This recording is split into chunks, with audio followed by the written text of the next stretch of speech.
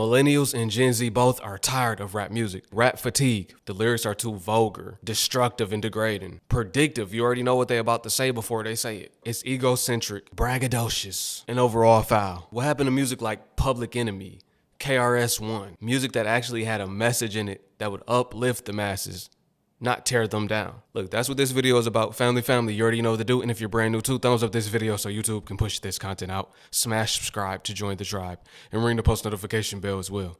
All right, let's get into it. People are sick of the rap music, not listening to it no more, actually taking a break. And that explains why record sales are declining. Hey, rap music does not hit the same. Let's talk about it.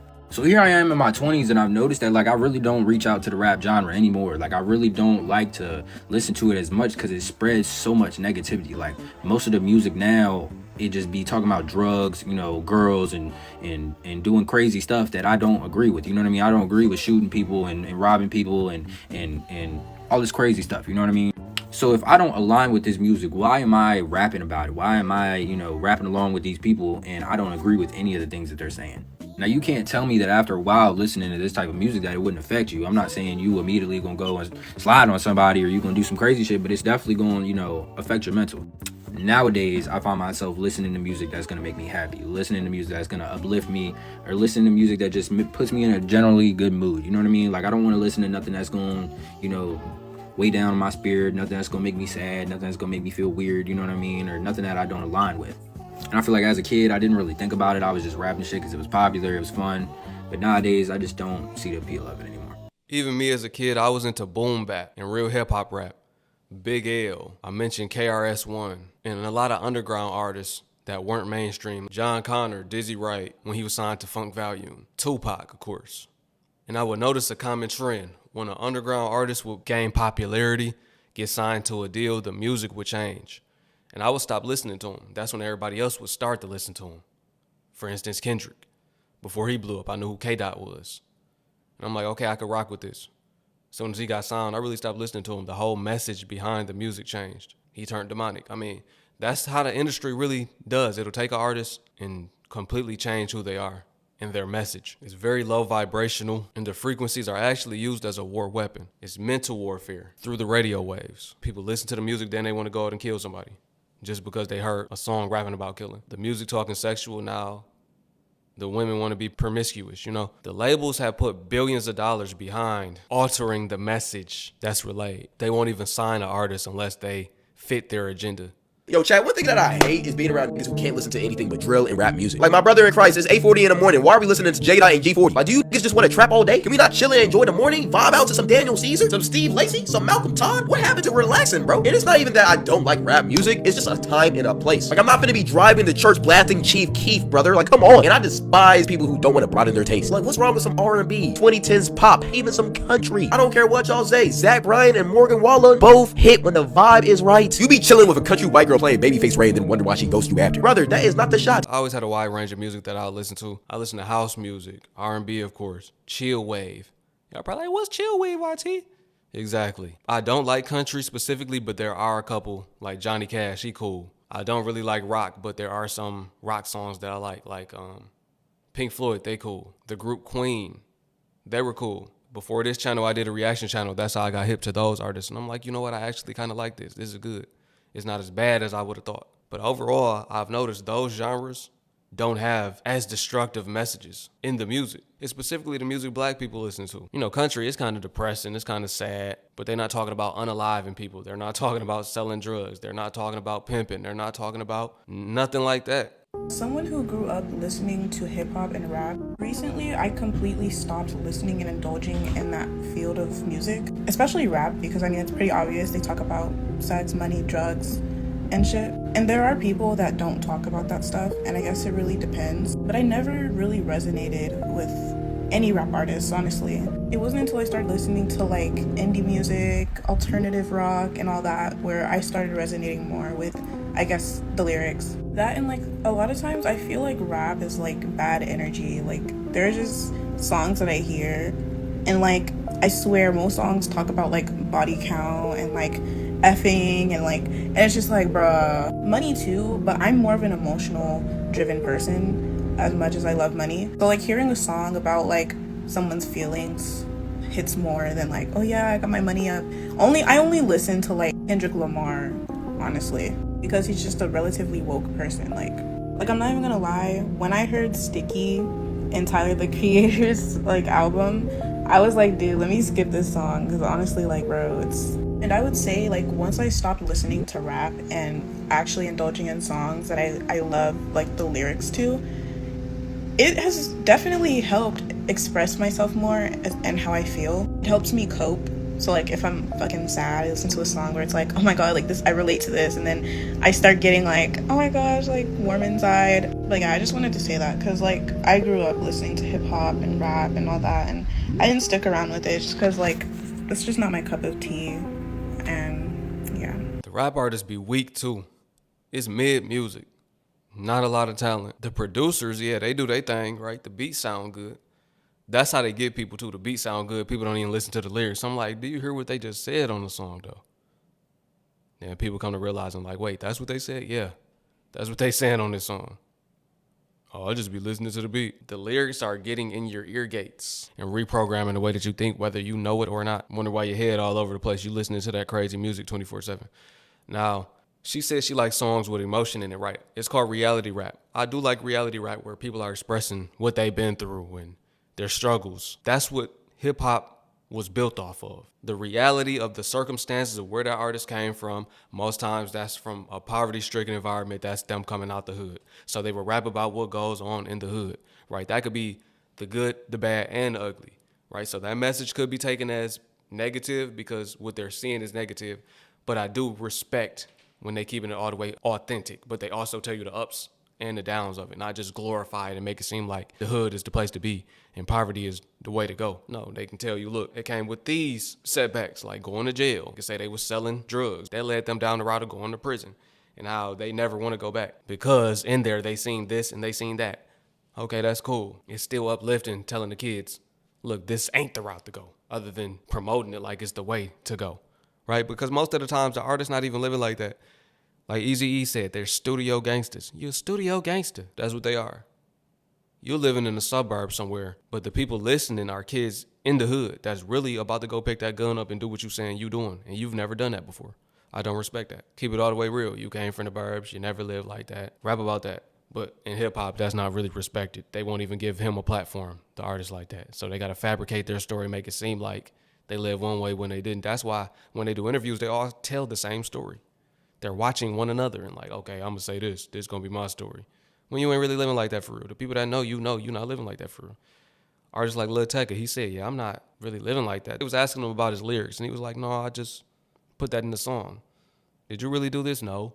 Did you really do that? No. It's just lyrics. But it's not just lyrics, because you are an inspiration to the youth. The youth are listening to this and thinking you really live like that and want to be just like you. They want to be like these artists. And the artists not even like these artists.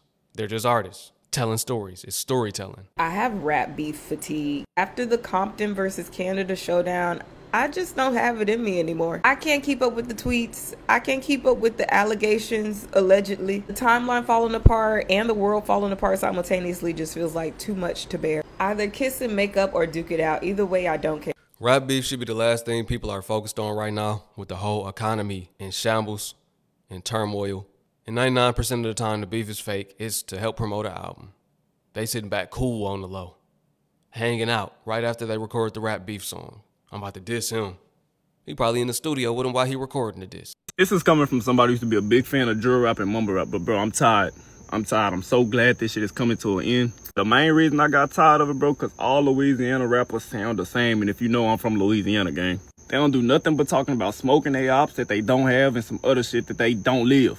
And then niggas in Louisiana wonder why they don't blow, bro. The reason y'all don't blow, gang, because it's 100 more rappers that sound just like you. 100 more rappers that talk just like you. If I was a rapper from Louisiana, bro, I would not get on this bitch trying to sound like nobody else, because automatically, since I'm not rapping about the shit they talking about, I'ma stand out. But they don't be thinking like that. Then rapping about that type of music, bro, people don't even realize the type of influence that really have on the younger folks. Like, I'm tired of it. I'm tired. The most influential in our generation is Youngboy. Yeah, you can say Wayne Gates and all them, but bro, Youngboy influence in Louisiana, bro, is crazy. And I mean crazy. And I know I'm not the only one that feel like this, bro. Because the reason I even made this video is because I seen another Louisiana rapping, bro, and they was in the comments talking about what is bro talking about. He just yapping, like, you feel me? Of course, in Louisiana, Young Boy got a major presence because that's where he from. And of course, in Louisiana, they gonna see it more than we see it. But from the outside looking in, he got an influence over the whole youth. You got them talking like him. You got people walking like him, dancing like him. Like, you can tell when an artist is influenced by him. You be like, oh, he's trying to be Young Boy. We got grown men trying to be like him, trying to stand the way he's standing in his pictures because he bow-legged. You're not bow-legged for real. Why are you trying to be bow-legged? Doing this in the video, trying to point like him, like, you look crazy. Get it together. There was a man went viral on the internet recently. He went to a Young Boy concert. He was trying to walk like him and fail. And everybody's laughing at him. They like, this is a grown man, mind you. There's no originality in rap music no more either. These days, you can be a recreated version of somebody else. They sign 1,000 of the same artists pretty much. Same message, same voice, look the same, act the same. You got your low budget versions of other artists, basically. That's all it is. Groups of off-brand versions of this artist or that artist or that artist. Back in the day, it couldn't be two Pacs. It couldn't be two Lil Waynes. We already got a Pac. We already got a Wayne. We already got a Biggie. We don't need you. You tell your story. But their story is his story. That's why none of them are making his story. Give up that rap career. Some of you men are swearing down you're going to be the biggest rapper alive. Even rappers right now, they're not even making that much money. If I were you, I will put that energy into selling digital products so I can actually make money to feed my family instantly. Nobody got 10 years to wait for you to pop off. Plus, they don't realize it takes $250,000 to break an artist.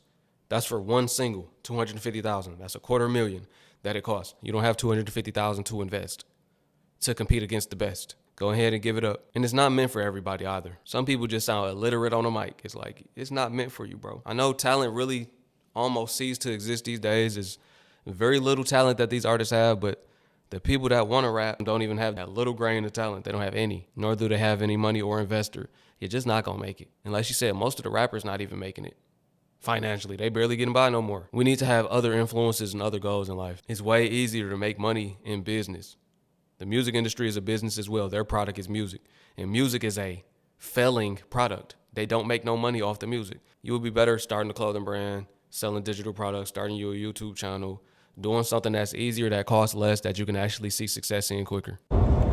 I think one of the reasons why it was so easy for me as a heavy rap music fan, I'm talking Lil Baby, Dub Baby, Lil Durk, Young Boy, but one of the easiest reasons for me to stop listening to secular rap was because they have gospel rap, they have Christian rap, and that junk goes hard. And if we're all being honest, the real reason we listen to all this secular rap music is for the beat.